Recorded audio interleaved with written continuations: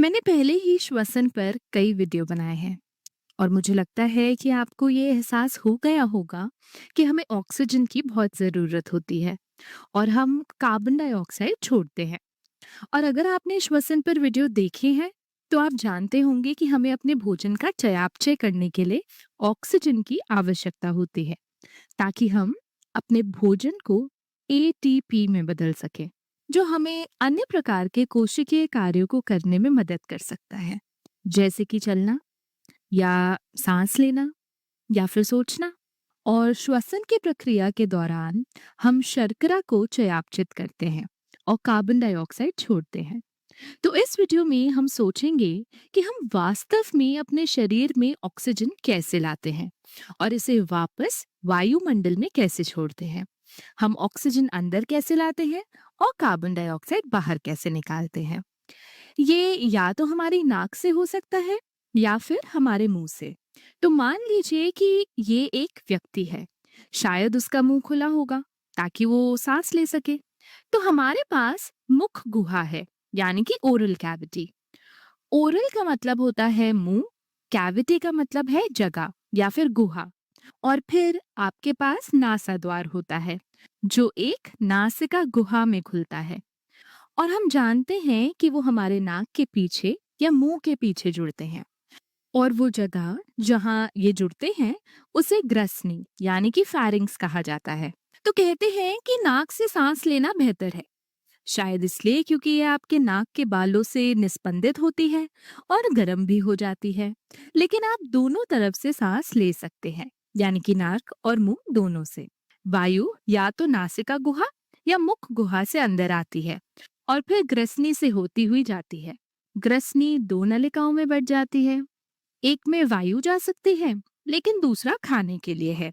तो पीछे आपके भोजन की नली होती है और आगे आपकी श्वास नली। और फिर ठीक यहाँ आपका कंठ है। भोजन नली वो जगह है जहाँ से भोजन नीचे जाता है। हम जानते हैं कि हम मुंह से भोजन खाते हैं, तो यही वो जगह है जहाँ हम अपना भोजन भेजना चाहते हैं, भोजन नली में नीचे की ओर। लेकिन हम वायु का क्या करते हैं? कंठ ही हमारा स्वर यंत्र भी है। फिर वायु कंठ से गुजरने के बाद श्वास नली यानी कि ट्रैकिया में जाती है, जो मूल रूप से सिर्फ वायु के लिए नलिका है। भोजन नली भोजन ले जाने वाली नलिका है। श्वास नली वास्तव में एक काफी कठोर संरचना है। इसके चारों ओर उपास्थि होती है और ये समझ में आता है कि इसमें उपास्थि क्यों है। आप कल्पना कर सकते हैं कि अगर कोई नलिका बहुत मुड़ जाए तो आप उसमें से ज्यादा पानी या वायु नहीं निकाल पाएंगे। तो आप नहीं चाहते कि ये बहुत ज्यादा मुड़े, इसलिए इसमें कुछ कठोरता होनी चाहिए।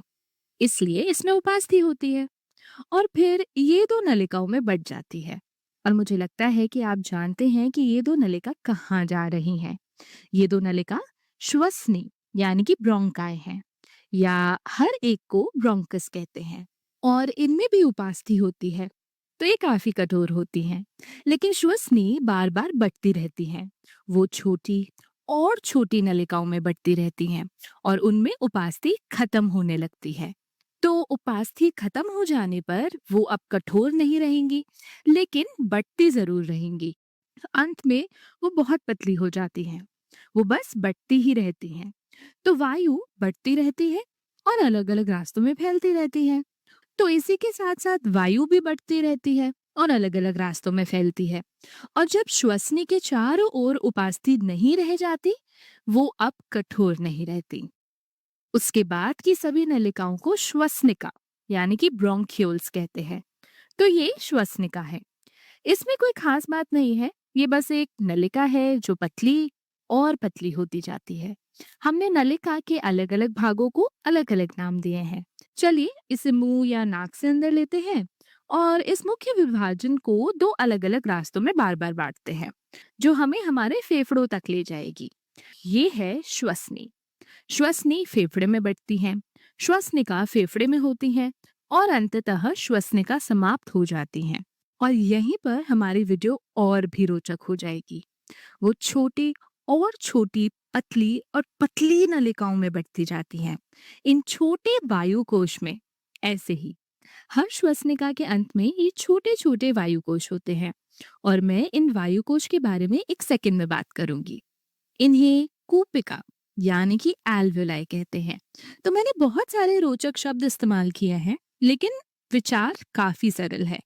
वायु एक नलिका से अंदर आती है, नलिका पतली और पतली होती जाती है और अंत में इन छोटे वायु कोश में खत्म हो जाती है। और आप कहेंगे ये ऑक्सीजन को मेरे तंत्र में कैसे पहुंचाती है? खैर, यहाँ मुख्य बात यह है कि ये वायु कोश बहुत छोटे होते हैं और उनकी दीवारें बहुत पतली होती हैं, या कहें पतली झिल्ली होती है। तो चलिए जूम इन करते हैं। तो आपके पास ऐसे वायु कोश होते हैं और फिर आपके पास एक श्वसनिका होती है जो उस वायु कोश में खत्म हो रही है। शायद एक श्वसनिका किसी और वायु कोश में खत्म हो रही होगी। इनका व्यास केवल 200 से 300 माइक्रोन होता है। और अगर आपको नहीं पता कि माइक्रोन क्या है, तो एक माइक्रोन एक मीटर का 10 लाखवां हिस्सा है, या आप इसे एक मिलीमीटर का 1000वां हिस्सा मान सकते हैं। तो ये 200 हजारवां मिलीमीटर है, या आप इसे ऐसे सोच सकते हैं, ये लगभग 1 मिलीमीटर का 5वां हिस्सा है। तो अगर मैं इसे स्क्रीन पर बनाऊं तो 1 मिलीमीटर इतना होता है, तो उसका 5वां हिस्सा सोचिए, और वही है इन चीजों का व्यास। और इसे कोशिकाओं के सापेक्ष सोचें तो मानव शरीर में औसत कोशिका लगभग 10 माइक्रोन की होती है। तो ये केवल 20 या 30 कोशिकाओं के बराबर व्यास है, या औसत कोशिका के सापेक्ष। तो इनकी झिल्ली बहुत पतली होती है, और अगर आप इन्हें एक गुब्बारे के रूप में देखें तो गुब्बारा बहुत पतला है, लगभग एक कोशिका जितना मोटा, और परिसंचरण तंत्र इन सब के पास से गुजरता है। तो आपके पास रक्त वाहिकाएं होती हैं जो हृदय से आती हैं, और वो ऑक्सीजन प्राप्त करना चाहती हैं क्योंकि उनमें ऑक्सीजन नहीं होती।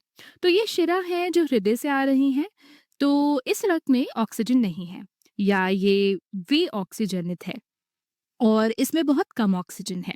और हृदय से आने वाली रक्त वाहिकाओं के लिए शब्द है धमनी। और शायद धमनी के बारे में आपने सुना होगा। हृदय की ओर जाने वाली वाहिका को शिरा कहते हैं।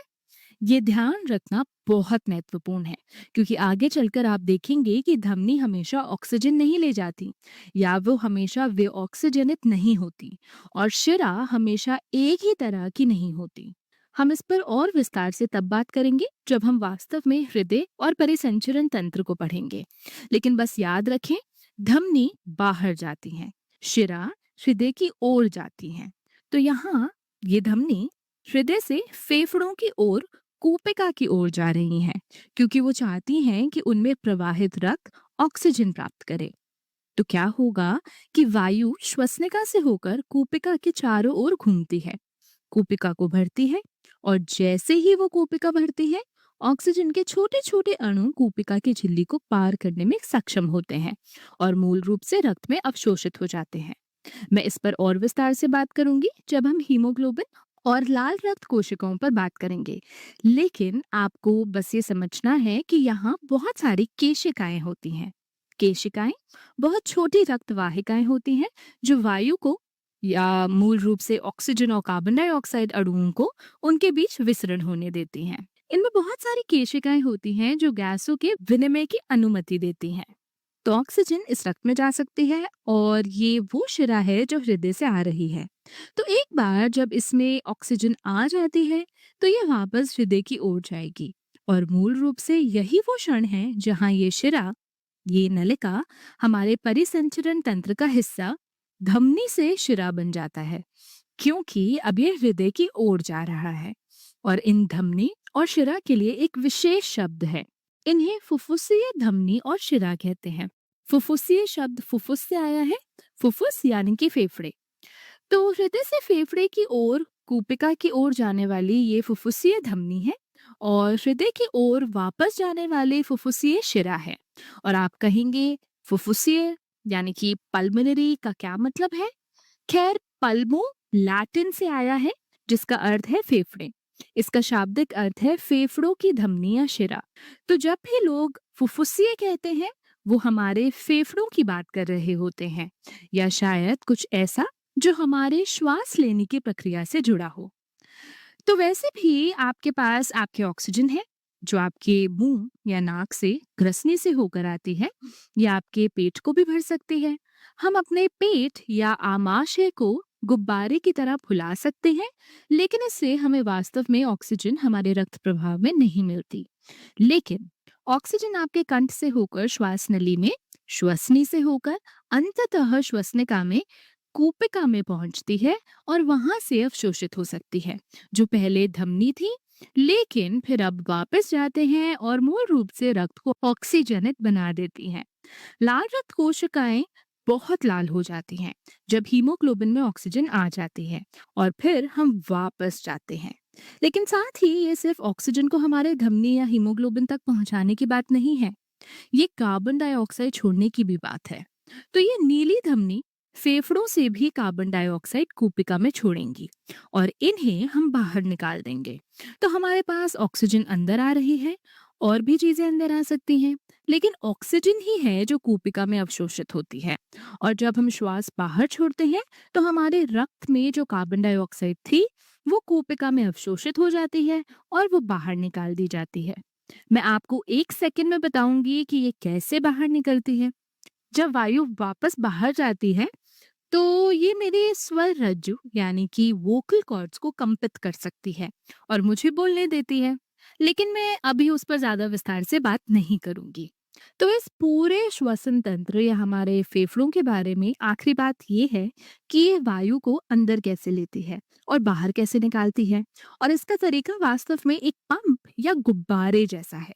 हमारे पास ये बड़ी सी समतल मांसपेशियों की परत होती है फेफड़े के ठीक नीचे, इसे डायफ्राम कहते हैं।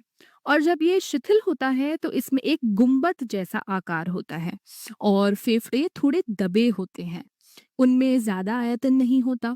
लेकिन जब मैं श्वास अंदर लेती हूँ तो वक्षीय डायफ्राम संकुचित होता है और ये छोटा हो जाता है। लेकिन उससे भी महत्वपूर्ण बात यह है कि ये मेरे फेफड़ों के लिए जगह बना देता है, तो मेरे फेफड़े उस जगह को भर सकते हैं। ये गुब्बारे को बड़ा करने जैसा है, तो फेफड़ों का आयतन बढ़ जाता है। तो फेफड़े बड़े हो जाते हैं क्योंकि मेरा वक्षीय डायफ्राम संकुचित होता है, ज्यादा जगह बनाता है, और जैसे ही किसी चीज का आयतन बड़ा होता है उसके अंदर का दाब कम हो जाता है। अगर आपको भौतिक विज्ञान याद हो तो दाब गुणा आयतन एक स्थिरांक होता है, यानी कि कांस्टेंट। तो जब हम श्वास अंदर लेते हैं हमारा दिमाग मूल रूप से हमारे डायफ्राम को संकुचित होने के लिए कहता है। हमारे फेफड़ों के चारों ओर ज्यादा जगह होती है, हमारे फेफड़े उस जगह को भरने के लिए फैल जाते हैं। यहाँ का दाब बाहर की तुलना में कम हो जाता है, या आप इसे नकारात्मक दाब कह सकते हैं। तो वायु हमेशा ज्यादा दाब से कम दाब की ओर जाना चाहती है, और इसलिए वायु हमारे फेफड़े में जाएगी और उम्मीद है कि वहाँ कुछ ऑक्सीजन होगी जो फिर हमारे कूपिका में जा सकेगी और हमारी धमनी में मिल सकेगी, और फिर शिरा में हीमोग्लोबिन से जुड़ी ऑक्सीजन के रूप में वापस जा सकेगी। और जब हम डायफ्राम को संकुचित करना बंद करते हैं तो ये फिर से इस गुंबद स्थिति में आ जाता है। ये संकुचित होता है, ये एक रबर बैंड जैसा है। ये फेफड़ों को फिर से संकुचित करता है और वायु को बाहर निकाल देता है, और अब उस वायु में बहुत ज्यादा कार्बन डाइऑक्साइड होती है। मैं अपने फेफड़ों में पर्याप्त ऑक्सीजन कैसे लेती हूँ? इन शाखाओं और कूपिकाओं के कारण। फेफड़ों की अंदरूनी सतह का क्षेत्र वास्तव में आपकी कल्पना से कहीं ज्यादा बड़ा होता है। कूपिका की आंतरिक सतह का कुल क्षेत्र, जहां ऑक्सीजन रक्त में अवशोषित हो सकती है या जहां से कार्बन डाइऑक्साइड रक्त से बाहर अवशोषित हो सकती है, वो वास्तव में 75 वर्ग मीटर है। अगर आप सोचें तो ये कुछ इस तरह है। कल्पना कीजिए किसी प्रकार का तिरपाल या मैदान। ये लगभग 9 गुणा 9 मीटर है। ये लगभग 27 गुणा 27 वर्ग फीट है। आपके फेफड़ों के अंदर आपके पास इतना सतही क्षेत्र है। ये सब मोड़ा हुआ है। इसी तरह ये अपेक्षाकृत छोटे दिखने वाले फेफड़ों में समा जाता है, लेकिन यही हमें पर्याप्त सतही क्षेत्र देता है ताकि पर्याप्त वायु, पर्याप्त ऑक्सीजन कूपिका झिल्ली को पार कर हमारे परिसंचरण तंत्र में जा सके और पर्याप्त कार्बन डाइऑक्साइड वापस जा सके। हमारे प्रत्येक फेफड़े में वास्तव में 300 करोड़ कूपिका होते हैं। तो खैर, उम्मीद है कि इससे आपको ये समझ आ गया होगा कि कम से कम हम ऑक्सीजन को अपने परिसंचरण तंत्र में और कार्बन डाइऑक्साइड को बाहर कैसे निकालते हैं। अगले वीडियो में मैं हमारे वास्तविक परिसंचरण तंत्र के बारे में और बात करूंगी और ये कि हम फेफड़े से ऑक्सीजन को शरीर के बाकी हिस्सों तक कैसे पहुंचाते हैं और शरीर के बाकी हिस्सों से कार्बन डाइऑक्साइड को फेफड़े तक कैसे लाते हैं।